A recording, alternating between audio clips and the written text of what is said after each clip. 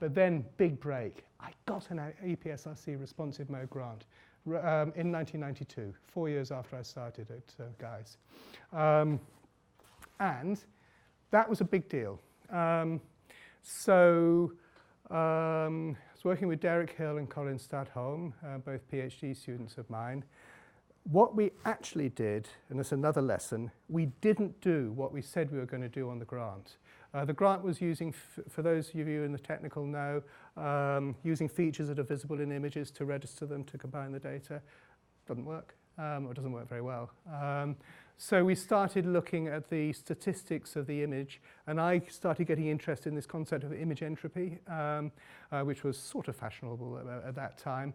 And then if you look at an image like this, these are CT and MR scans overlaid, and if I can make the movie work, when they align, the image actually looks much simpler once they're aligned. And there actually is less entropy in that joint image when it's registered than when it's not registered. Less information because the common information is overlapping.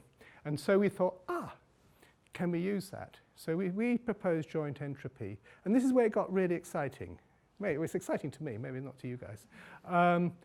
We presented this at a conference in about 1995, so towards the tail end of that EPSRC grant. It was picked up by Paul Viola and Sandy Wells in MIT in the States, in Massachusetts.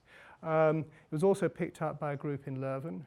They said, joint entropy, good, but it's not, they're both from an electrical engineering background. They said, what you want is relative entropy or mutual information.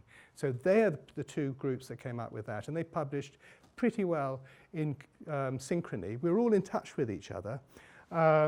We'd published this. About 6 months later, they published with joint entropy and mutual information. We then published about 6 months after that, where we had a very robust implementation that worked, and this is what gave those images there. And suddenly, things took off. We found that we could use these images for guiding and planning surgery. So I still think these are quite pretty images, considering how old they are. It's MR, CT, and MR angiography all combined.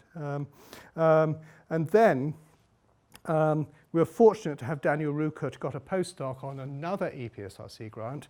And again, he did something that was completely different from what was written on the grants. He was meant to be looking at multi-channel information theory. What he said is, I know how to deform structures because I did some graphics on my PhD at Imperial. We'll combine that deformable stuff with your mutual information, and that will enable us to, these are subtracted images from MR contrast enhanced breast study. That's with patient motion, the breast is moving, and that is after we've applied the registration. And this was a paper that came out of that. It was published in 99, but the work was done about 98, finished about 98. And pleased to say, yesterday we hit 5,000 citations, hey, on that. But that was a big deal.